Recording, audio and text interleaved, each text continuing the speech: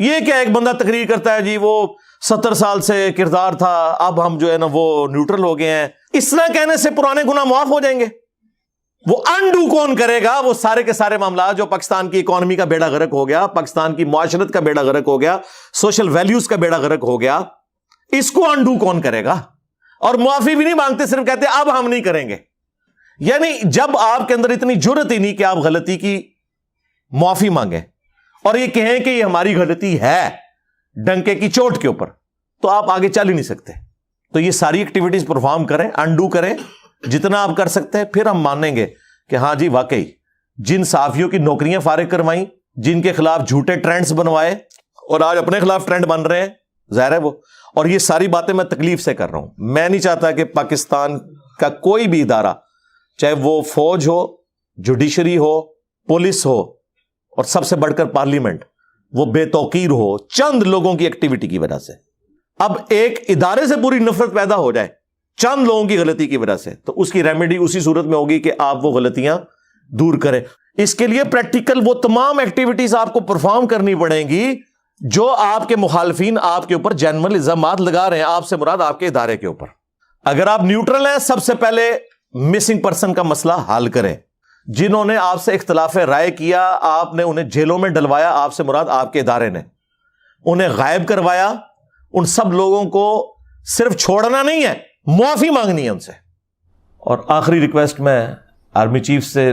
کروں گا کہ اگر آپ نے واقعی سزا دینی ہے نا، تو وہ جو ہمارے افلاطون تھے، وہ سائنٹسٹ جنہوں نے یہ سارے تجربات کیے تھے اور پاکستانی قوم کا مینٹل ماڈل بدلا، جس کی وجہ سے آج بچے فوج کو گالیاں نکال رہے ہیں،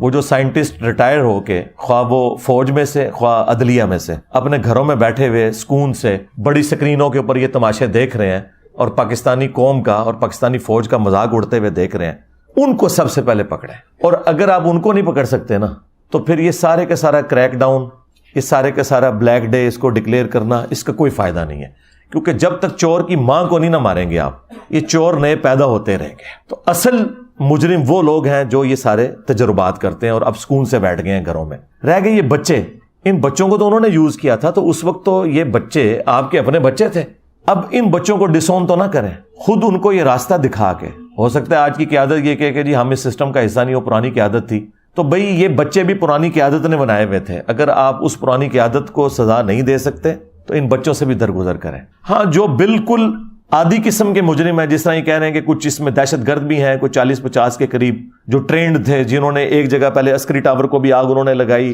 اور اسی طریقے سے جناح ہاؤس کو، کور کمانڈر ہاؤس کو بھی آگ انہوں نے لگائی، یہ ٹرینڈ لوگ تھے۔ جو اوپر کے جو لوگ ہیں انہیں پکڑیں، یہ جو ہزاروں میں آپ نے لوگ پکڑے ہوئے ہیں اور پھر آپ فوجی عدالتوں میں کہہ رہے ہیں مقدمات چلائیں گے، یہ تو بیچاروں کی زندگیاں پوری اسپائل ہو گئی، ان کے تو پیچھے سارے رل گئے، ان کے ماں باپ بھی، بیوی بچے بھی۔ تو یہ تو آپ لوگوں کی خاطر اس وقت قربانی کا بکرا بنے تھے، تو اب میرا خیال ہے انہیں معاف کریں اور صرف بڑوں کو پکڑیں، اور یہ تو ایک وقتی مسئلہ حل ہو جائے گا۔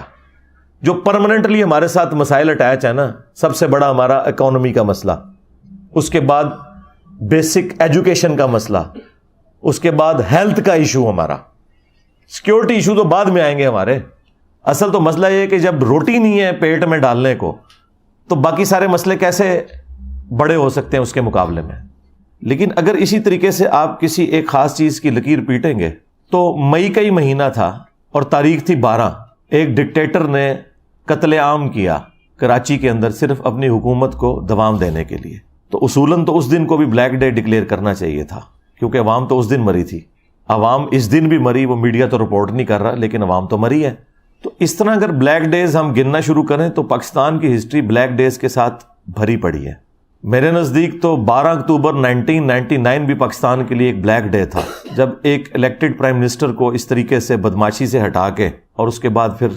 ایک ڈکٹیٹر کا مسلط ہونا، وہ بھی بلیک ڈے تھا۔ بھٹو کو جس دن پھانسی دی گئی وہ پاکستان کے لیے وہ بھی بلیک ڈے تھا۔ اور اسی طریقے سے جس دن پاکستانی قوم کو امیدیں دلا کے ایک پولیٹیکل کیس بنا کے کہ پاکستانیوں کا اربوں روپیہ دوسرے ملکوں میں ہم پاکستان لے کے آئیں گے، 5 ججوں نے مل کے کروڑوں روپیہ لگا کے، آج تو خیر ہم کہہ سکتے ہیں اربوں روپیہ لگا کے، اینڈ پہ ایک اقامہ نکالا،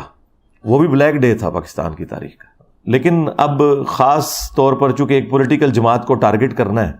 اس کی وجہ سے یہ پروپیگنڈا ایک میڈیا کے اندر چل رہا ہے۔